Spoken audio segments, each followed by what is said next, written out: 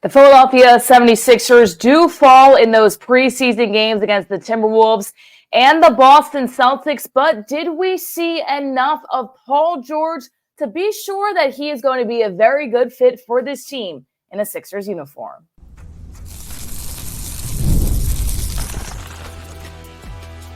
You are Locked On 76ers, your daily Philadelphia 76ers podcast, part of the Locked On Podcast Network. Your team every day.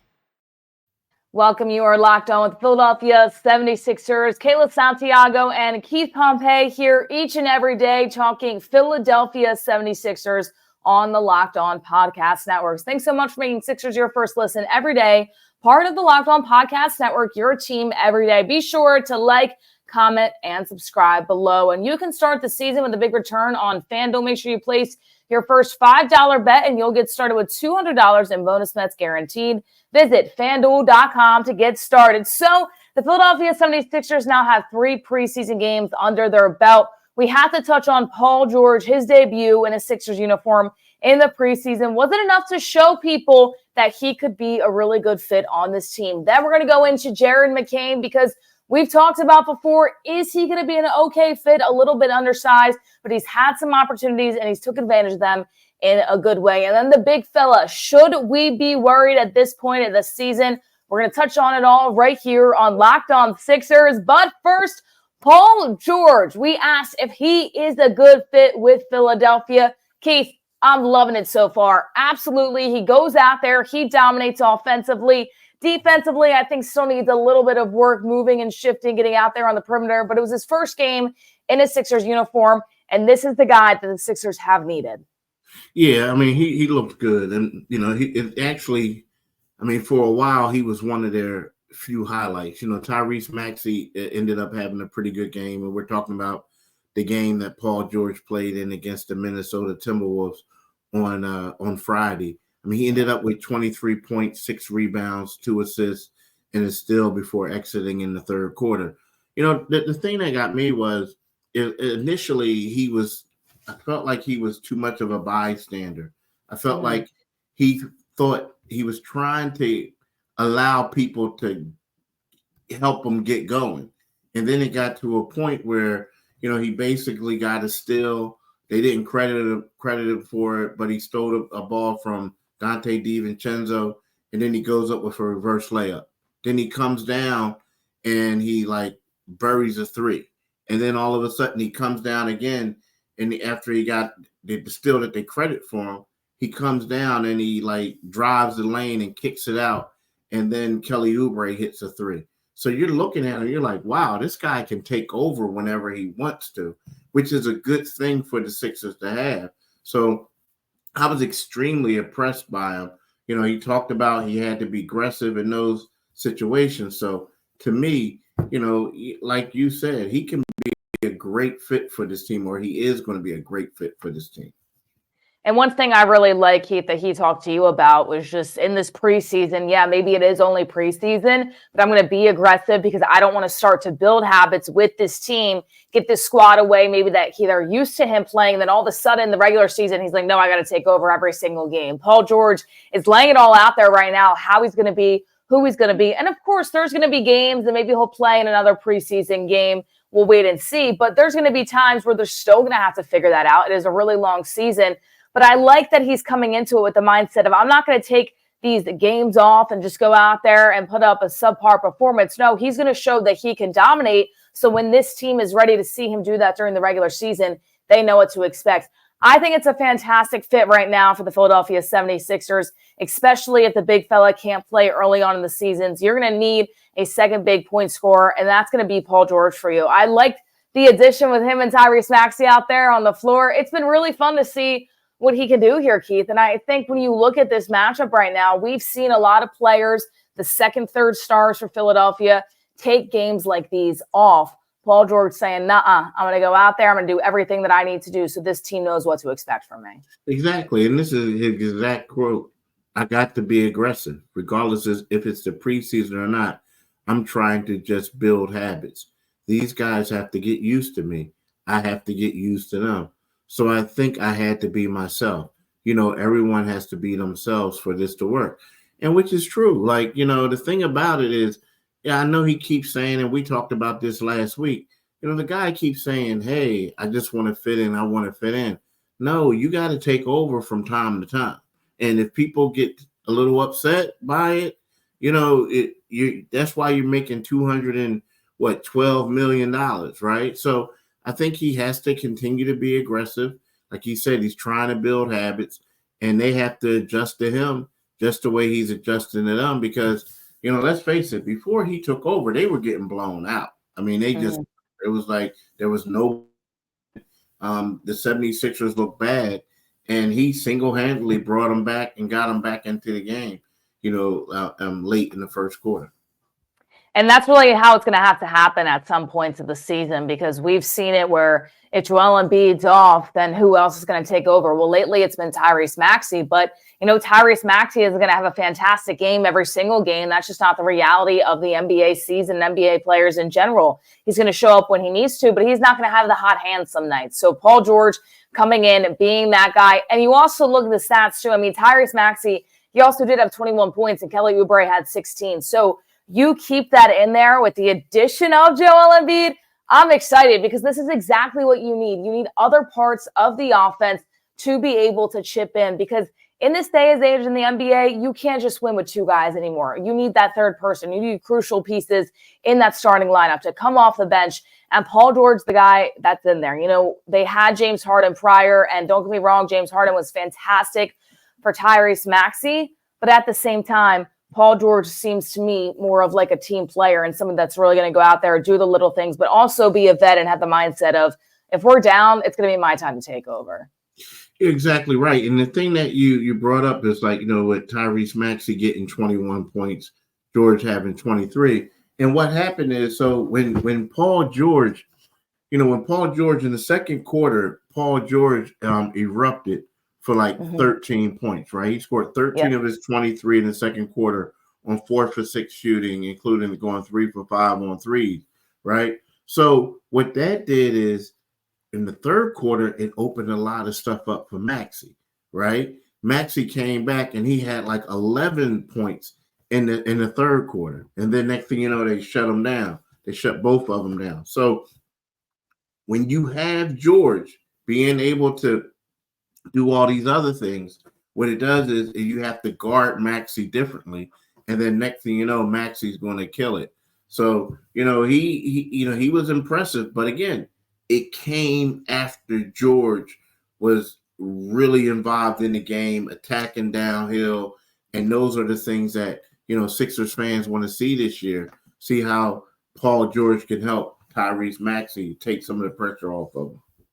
And it kind of reminds me of the days when it was Jimmy Butler and Joel Embiid, and Jimmy says, Joel, I just need you to get me through 3 quarters and I'll be able to be there in the fourth as the closer and show up. And I don't think there was such a tactic in everybody's mind after Jimmy left of who's going to be the closer, who's going to be the closer.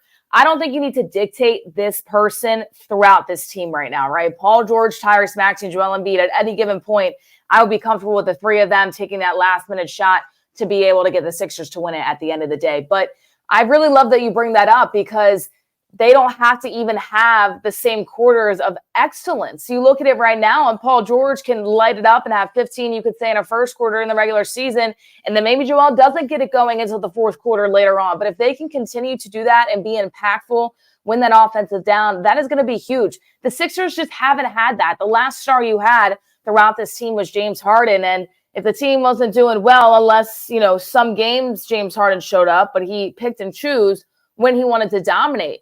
For Paul George, it seems to everybody right now, the way that he's talking to the media, Keith, that if he needs to dominate, it doesn't matter if he was in the beginning of the game. He's going to choose to when he needs to. And we really saw a sign of that this preseason game. Yeah, you're exactly right. We saw a lot of that. And that's the thing. You know what? He feels comfortable. And I asked him, I said, you know what? For you to be, I told him, I said, for you to be an all-star type player, you're better than what people think. Like, you can take over and you can do things like that people aren't used to seeing.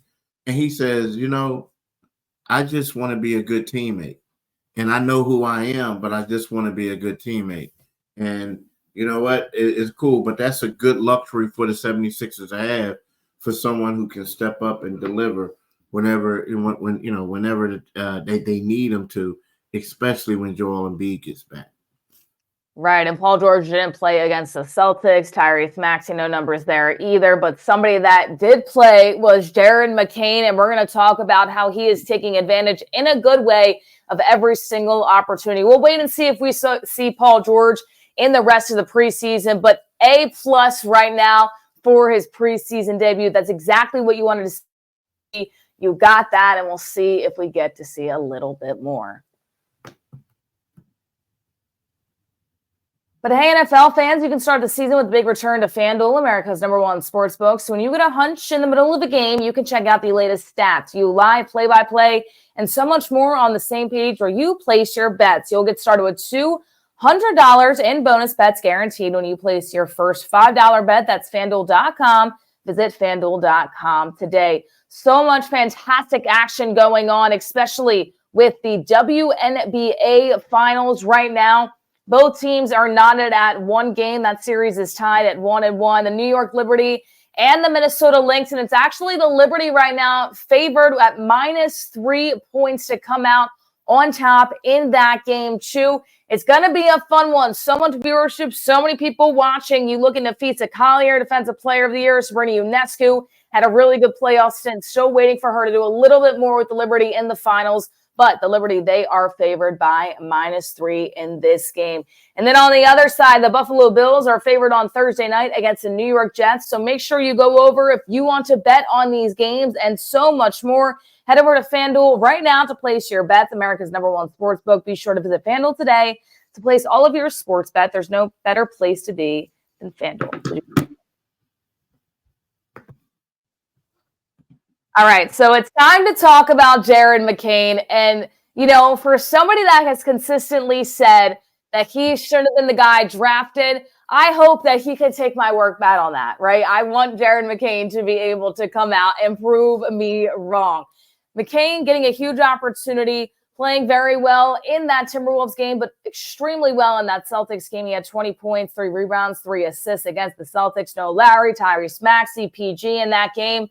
He had the most points on the team by a landslide too, Keith. And when you look at Jared McCain, this is exactly what Nick Nurse wants to see. McCain doesn't really know where he's going to end up in that rotation, how much he's going to play. We don't really know that story right now until the regular season starts. But what McCain is doing is anytime he does have an opportunity, taking advantage of it, and we saw that last night. Yeah, he is. I would like for him to do a better job of shooting the ball in that game. I would have liked to see that more. Like he was 1 for 8 for 3. But then you understand the assignment. It's kind of like, here's a guy who's trying to be a rotation guy who's basically up. Well, I got Jason Tatum and I got Drew Holiday and I have Jaylen Brown and all these other Derek White, guarding me, switching off on me and stuff like that. But the one thing is I do like the aggressiveness that he showed. You know what I mean? He took the most shots on the team. Like I felt like, he was a guy who was trying to show that he belonged. The thing is, though, the one thing that I like, before they played the Minnesota Timberwolves, I asked him, I said, now, Jared, what's your goals? Like, what do you want to accomplish? What do you want to, what would you like to see? What's the next step? And he said, Keith, to be honest with you, I don't have any goals when it comes down to stuff like that. What I want to do is I just want to, bring energy, something that I can control, and play hard on defense. I never really come out there and I say how many shots I want to make and this and that. And he said, because when you do that, next thing you know, if you have a rough shooting night, it impacts everything. It impacts the defensive end. Mm-hmm. So for him to say that, it just tells you how mature this guy is. But then again, it's like, he's getting the baptism by fire. And these are the things that he wants to do and is only going to make him better. So, yes, would I like to see him shoot better from the 3? Of course. But at the same time, I feel like he's the type of guy that his shortcomings shooting-wise on that night is only going to help him out in the long run. Because let's face it, how many days are you going to go into the Garden? Granted, It was a preseason game, but you went into the Garden to face the Boston Celtics, who had just won the championship. So to me, that was a great dress rehearsal for Jared McCain.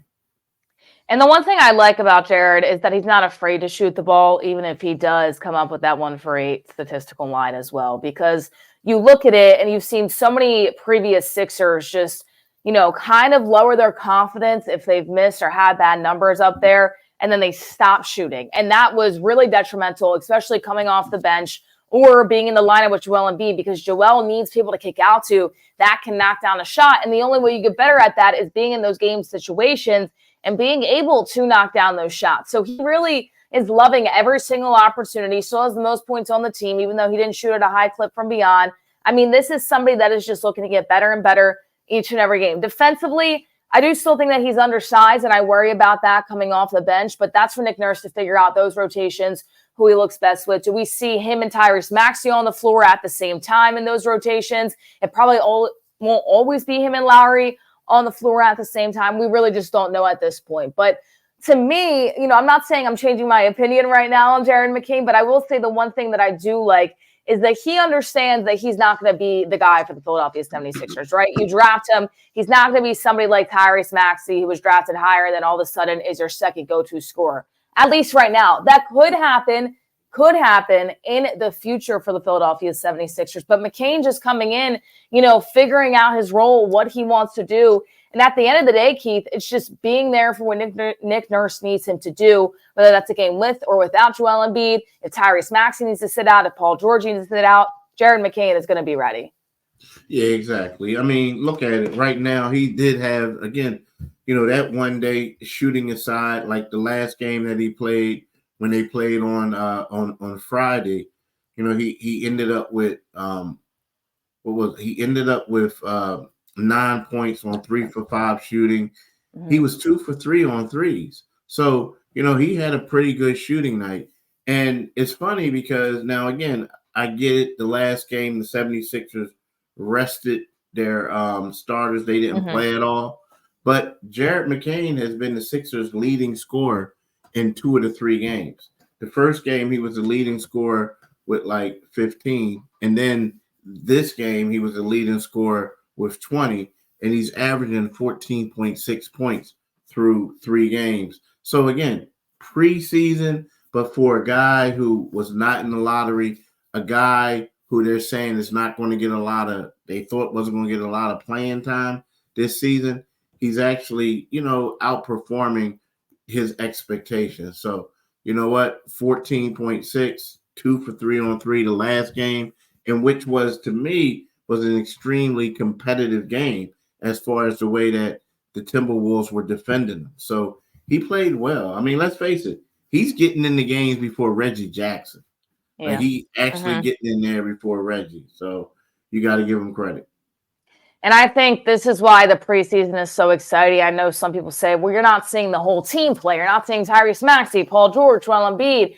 And yes, while I do understand that, at the same time, you're getting to see the guys that are going to make an impact off the bench in games like these, like a Jared McCain. Gives a chance for Nick Nurse to figure out where he wants them in the rotation once the season is able to start. And what Jared McCain can really do when he's on the floor with Tyrese when those guys don't play and McCain needs to take over. And the most impressive thing is he had the most points on the team last night, yet still didn't shoot well from beyond the arc. So just having that kind of short memory and being like, all right, I'm obviously not shooting well from beyond, but I need to make something happen for this team to get points on the board.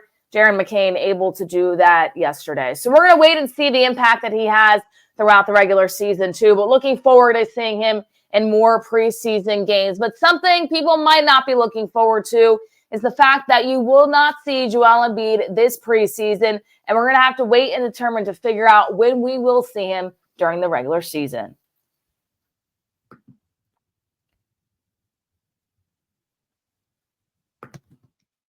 All right, so the Sixers are saying right now that Joel Embiid is progressing. He's trying to ramp up the process for his left knee. Will continue to stay on that individual treatment plan to prepare for the upcoming regular season. The team makes it official that he won't play any preseason games. And This is a part of that extra workload coming in from the Olympics. We talked time and time again. Was it even a good idea for him to play in the Olympics? At this point, you really look at it as absolutely not. And I know people are going to say it's just a preseason. Who cares, Kayla? This is exactly what you said you wanted the Sixers to do and not play him too much. Yes, but when he's not fully practicing with the team and he doesn't even have an opportunity to play one preseason game, I worry about his start during the regular season and how slow that might be for the other players trying to get involved. They're all NBA players. They're going to figure it out, but this is not what I expected. I expected him to be practicing with the team. I expected him to play in at least one preseason game. And obviously they're doing what they need to do with the knee. But at the same time, Keith, you can't expect Joel to go out there when he hasn't had that many practices with the team, no preseason games, and say, all right, night one, opening night, let's go. He's ready to go. I agree with you 100%. And the thing about it is, like, I think you have to remember, I think we talked about it before, and you asked me, well, when do you hit the panic button, right? Well, if he's not practicing by October the 20th, well, October the 20th is when they're going to have their thing, the blue-white scrimmage. So if he's not practicing by October the 21st, right, then you really have a problem, right? The thing is, here's the thing, and I get it. Joel hasn't practiced all the time in the past. It was one of those things where it was like, okay, we know what he can do, but he was familiar with those players. Now, when you look at it, you have two new starters in the starting lineup, and Caleb Martin and Paul George. So Paul George is an integral part. Really, we all know that. Then you have Eric Gordon coming off the bench. You got a lot of guys. Joel has to know how to play with them. Secondly, when we talk about Joel, we always talk about conditioning. We always talk about being in shape. Yes. And you typically get in that shape by doing reps, game reps, practice reps. And the fact that he hasn't participated in a 5-on-5 scrimmage, it's kind of like one of those things where you get a little nervous. Now, you look at the start of their season, right? They opened up against the Milwaukee Bucks. We know that's going to be tough. They go to Toronto and they go to the Pacers. So Toronto, they should handle them. But the Pacers, that's going to be an interesting game too. So when you play that, you look at it, the Sixers, they would like to be at least 2-1 out the gate. But you think you're going to need a healthy Joel Embiid at that time. So yes, there is some concern, especially me. And now what you're saying is, why the Olympics? You know what I mean? Like, did you hurt yourself during the Olympics? I mean, why are we doing this? Or were you just being careless by playing in the Olympics? And now, you're trying to heal up for this long season. So there's a lot to process. And I feel like the Sixers can't afford to get out to a slow start because they don't have Embiid.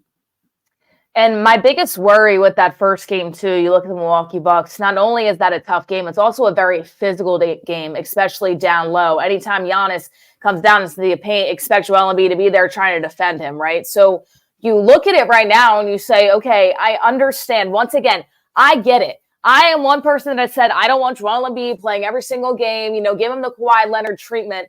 But at the same time, and it boils me to the core, especially with the NFL, these players never play in the preseason, and all of a sudden they get it out there in the first game, and everybody just looks horrible, okay? It looks like the preseason 2.0.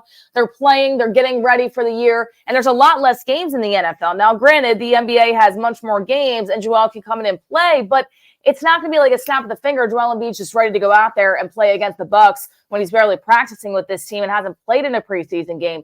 Conditioning is the number one thing, and true conditioning for a game only happens when you're actually playing it. So my worry is that he's not going to be fully conditioned. They're going to force him to play that first game against the Bucks, and then all of a sudden it's going to be like, well, maybe he's getting a little bit more injured because he's not 100% going out there.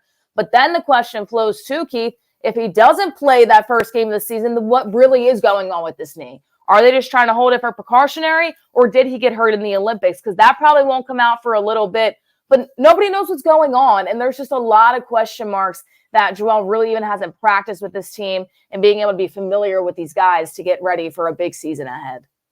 You know what? And I'm with you because it's like getting to a point where, the more that he doesn't play, and the more that, you come out with this ramping up, we're doing this, we're doing that, it kind of sort of makes you wonder, did he have a setback? You know what I mean? It does. Because it's kind of like, okay, so now all of a sudden it's like I said before, you want to ramp it up, but there was no ramp up going on in the Olympics, right? So it's going to raise a lot of questions. And let's face it, he was playing hurt last year.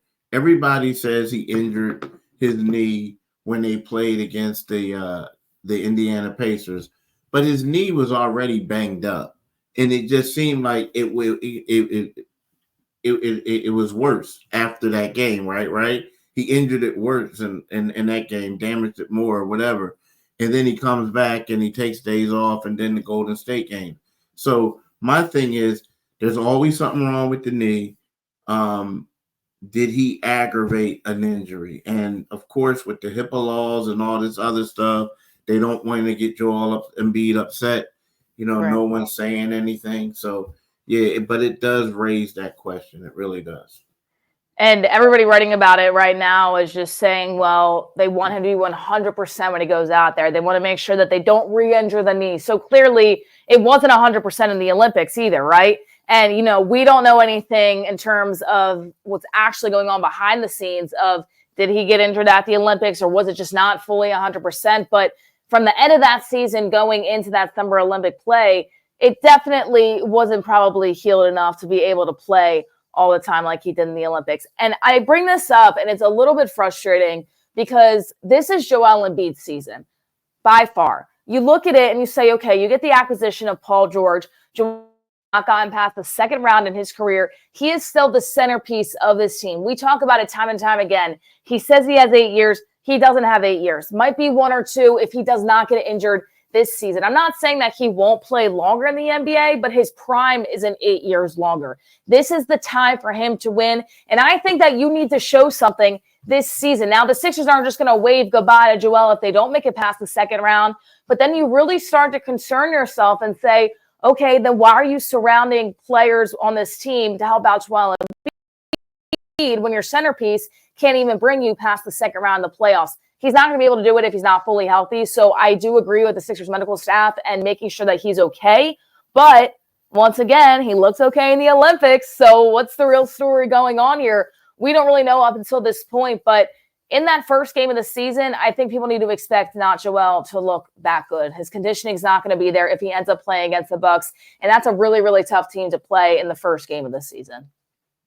Yeah, I agree 100%. That's an extremely tough team. But, the thing is, then they go to Toronto and they go, to the Pacers. Now, the Pacers are a team that they like to get out and run. They're deep. There's a lot of things that you have to worry about. Toronto, I don't think Toronto's going to be a problem. But the other teams, you have to be leery of. You have to be extremely leery of them. Yeah, that you do. And, we're going to wait and see what happens. We know Joel Embiid now is not playing in the preseason. It's going to be the show of Tyrese Maxey, and if Paul George ends up playing a little bit more in the preseason. Keith, how much more do you think we'll see Tyrese Maxey in this preseason? Well, you know what? After seeing how it took a while for him and Paul George and everybody to get going, I think the next 2 games we'll see a lot of them. You know what I mean? Like, I don't know how many minutes, but I think that at least the next 2 games we'll see a lot of, Paul George, because that lineup, let's be honest, and before Paul George start taking over a little bit, they looked out of sorts. You know what I mean? They were missing shots. It was like, oh, we're playing the actual NBA team now. Like, it's a little bit tougher. So I feel like, right now, especially with not knowing what Embiid or when he's going to come back, what he's going to look like when he gets back, I think that right now you're going to have to play Maxey and George a lot of minutes, at least the next 2 games. What I mean by a lot, I'm just talking about into the third quarter a little bit, doing stuff. And then maybe when they come home, the third game, the next to last game against Brooklyn, you can have them go through 3 quarters, or you can do the same in Orlando. Because let's face it, that's going to be October the 18th. They don't Right. open up the season until October the 23rd. So we Yeah. still have like 5 days to get rested and everything like that. And if you look at the preseason schedule right now, they play tomorrow in Atlanta against the Hawks, Wednesday at home against the Nets, and then in Orlando against the Magic. That preseason, the final game, as Keith just alluded to, that Friday. And then they open up their season at home against Milwaukee, October 23rd. So it's a wait-and-see game. What I can say, my overall thought right now, a little bit worried about what's going on with Joel Embiid. But, hey, if he comes out there in game one and plays fantastic, then maybe we won't be worried at all. But thank you all so much for making Locked On Sixers as a part of your day and making us your first listen today. Now, for your second listen, make sure you go find Locked On NBA, where the local experts find and keep you updated daily on the biggest storylines ahead of the season. Find Locked On NBA on YouTube or wherever you listen to your podcast. And then, of course, for your second listen too, find Locked On Fantasy Basketball. Become a fantasy basketball expert and get the edge over your league mates with daily tips from Josh Lloyd. Find Locked On Fantasy Basketball on YouTube, wherever you listen to your podcast. The Sixers, just 3 preseason games left. We'll see if we see Paul George or Tyrese Maxey once again. And finally get down to the nitty and gritty of Joel Embiid will be playing on that opening game against the Milwaukee Bucks. Thank you all so much for making us a part of your day.